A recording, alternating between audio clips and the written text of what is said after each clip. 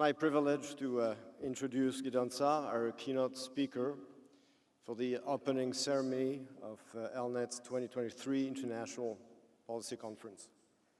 Gideon has been a prominent Israeli politician for the past 2 decades, currently serving as opposition MK for the National Unity Alliance and chairman of the center-right New Hope Party. He has filled senior cabinet positions, including Minister of Education, Minister of the Interior, Minister of Justice, and Deputy Prime Minister. Mr. Saar was first elected to the Knesset in 2003 on behalf of the Likud Party after 2 stints as government secretary under both Benjamin Netanyahu and Ariel Sharon. As government secretary, during the Second Intifada, he became well acquainted with Israel's security challenges. His expertise on foreign policy and defense was built during the years he spent in the Security Cabinet, in the Knesset's Foreign Affairs and Defense Committee, and at the Institute for National Security Studies. A lawyer by trade, Gideon has written and passed key legislation, most notably his 2008 bill that brought balance and diversity to the Supreme Court by modifying the mechanism for the appointment of judges. Mr. Saar is currently a senior representative of the opposition in the negotiations taking place under the aegis of President Herzog to reach a compromise on judicial reform. While Israeli society is torn over this reform, and Israel must face a more assertive Iran and make foreign policy choices in a shifting world order, we look forward to hearing Gideon Saar's insights on Israel's challenges and opportunities. Mr. Saar, and if I may, in this formal venue, dear Gideon, the floor is yours.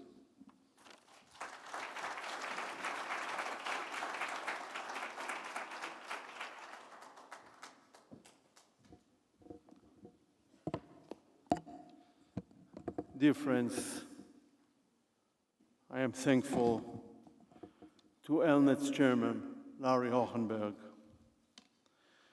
the chairman of ELNET France, Pierre Dassas, for inviting me to speak at this important forum. Good evening, everyone. You, ELNET, stand on the front line when it comes to defending Israel, in the media, on campus, in parliaments, and more. This is not an easy task.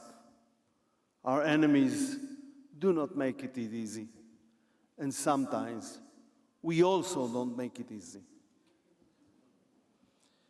But together we stand united for Israel and for the values that we share and hold dear. Values that I want to speak about this evening. Ladies and gentlemen, in the decade following the collapse of the Soviet communist bloc, Francis Fukuyama's end of history paradigm took hold of the Western world. In essence, Fukuyama suggested that the fall of the communist bloc was not just another move.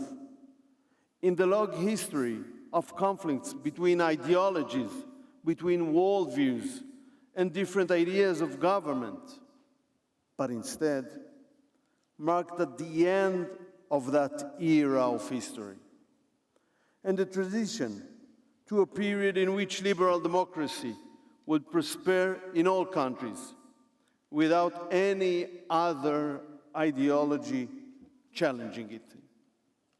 This perception had a profound influence not only on public, intellectual, and academic discourse, but also on the Western democratic order's perception of the world. I believe that this perception indirectly affected the extent of the risks Israel was willing to take upon itself in that decade. Then, in the decade that followed, the first of the current millennium, the international community became fully aware of the phenomena of Islamic radicalism, of Islamic terrorism. The September 11 attacks on American soil were a turning point. But many years earlier, the Islamic Revolution in Iran and its efforts to export the revolution, especially across the Middle East, had created an ideological alternative to Western democracy. This concept did not remain in the Middle East, but also spread to Muslim communities, which were growing in Europe and other parts of the world. After Al-Qaeda came the Islamic State, ISIS, with a wave of terror attacks in European countries. It was clear to all that extremist Islamist terrorism posed a deep challenge to modernity and to the Western way of life and worldview. It was a threat that didn't have to be in response to something. It did not limit itself or its activities to the realization of its worldview in the Middle East. It stands as direct attack on Western civilization. In the West, they learn to internalize the threat of terrorism and adopt a more assertive approach towards it. To some extent, there was also more understanding for Israel's position and its need to deal with terrorism.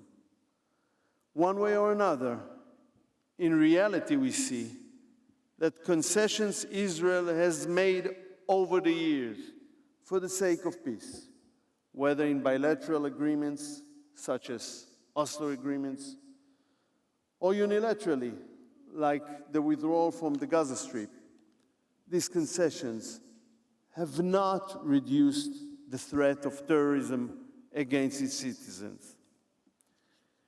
Intelligence cooperation with Israel has helped and continues to help European countries deal more effectively and efficiently with terrorism.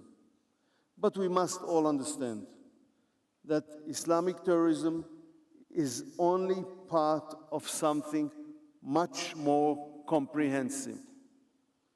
Radical Islam seeks to establish an ideological alternative to Western existence, to Western way of life, to the worldview that is founded on the values of liberal democracy. Last year, the security perception of Western democracies in general and European democracies in particular underwent another shock. With the Russian invasion of Ukraine, this was the beginning of a long war that continues to this day, with still no end in sight. A very real war between armies on European soil in 2022. This is something which one might think goes against the direction of history. Some of us would like to think so, wrongly so. Those who see the world and international relations through the lens of what political scientists call realism cannot be surprised. Now there are signs that European countries in particular, and democratic countries in general, are updating and adapting the way they think of national security. Not only in thoughts, but in deeds and in budgets. Threats to democracies in other parts of the world, such as East Asia, present a complex and difficult picture of the international order in 2023. This picture is quite different from the hegemonic concept of the 90s. Liberal democracy is no longer the only show in town. It has competition. There are threats to liberal democracy, and we do not live in a world where just one power is dominant. The world order, if that term can even be used, is much more complex. We need to think about the world order in a different way. As Henry Kissinger wrote in his book, World Order, I quote, "A reconstruction of international system is the ultimate challenge to statesmanship in our time. Because to their common values and interests, Israel and Europe are natural partners for such a dialogue. And I hope that this important conference will be a fruitful platform for such a discussion." Over the past year, against the background of the war in Ukraine, Russia's relationship with Iran has become very close. Iran is selling to Russia different kinds of precision drones used in the war. According to Western intelligence sources, there are plans underway to establish a drones factory in Russia based on Iranian knowledge. In addition, Iran is selling various weapons to Russia. Again, according to Western sources, the two countries are sharing intelligence, including Iranian assistance in the war in Ukraine. Today, support from Russia, as well as from China, is helping Iran rebuild its diplomatic position in our region. The Russian-Iranian alliance has the potential to pose significant risks to global stability and security. Israel and Europe, in particular, are exposed to these threats and risks. Iran's long-range missiles, along with its pursuit of nuclear weapons, was and is a threat to Europe's security. But to be honest, so far, this threat has not led European powers to have strong determination to stop Iran in its pursuit of nuclear weapons. The connection between totalitarian regimes with a proven willingness to use military force, displaying a relentless pursuit of dominance in their regions, represents a new and powerful danger to world order and security. Against the background of this reality, relations and cooperation between Europe and Israel should be tightened and strengthened. In this relationship, beyond values we share, our shared interests are also clearer and stronger than ever. Today, European countries understand that they must update their concept of security, both in terms of the cooperation between them and in how they relate to other international powers. Ladies and gentlemen, I've referred to the connection between countries with dictatorial and authoritarian regimes that possess a threat to the world order. But liberal democracy today is also compelled to deal with populist currents that deny its very foundations: the democratic institutions, a professional civil service, an independent judicial system, the rule of law. In recent years, we have seen this phenomenon on every continent. They are very much fueled by the nature of discourse on social media.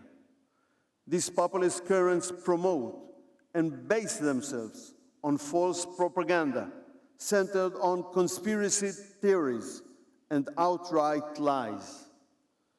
Technology that enables the distribution of blatant lies on a huge scale is very dangerous for a free society. A public that is regularly fed false information is a public that is easy to manipulate. Societies that believe in the values of liberal democracy must come together to examine the situation and try to think together about effective ways of dealing with the new challenges. Today, it is absolutely clear that populist movements have much stronger hold than they did a decade ago, even in liberal democratic societies, including in Europe.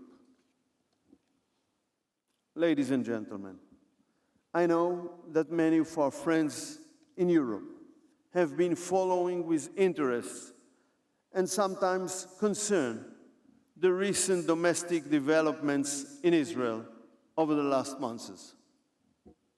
The move by the government that threatened to take apart the checks and balances in our system of government, and the public reaction, the impressive mass protests, led us to a dialogue between the coalition and the opposition under the auspices of the President. I'm leading our factions team to the talks, and I hope they will be successful. What we saw in the last 4 months was an impressive and powerful mobilization of society in Israel to preserve and safeguard the fundamental principles of governance. It is this mobilization that had stopped, for now, the government, which relies on a coalition majority in the Knesset, from carrying out its original plan. I must admit that this firm and defiant stand of the people of Israel is filling me with optimism. Maintaining a stable democracy in Israel in the first 75 years of its existence was a miracle, and the sign of the people's true moral commitment. I don't know how many other nations in the world could have maintained such a stable democracy under the conditions that Israel has faced.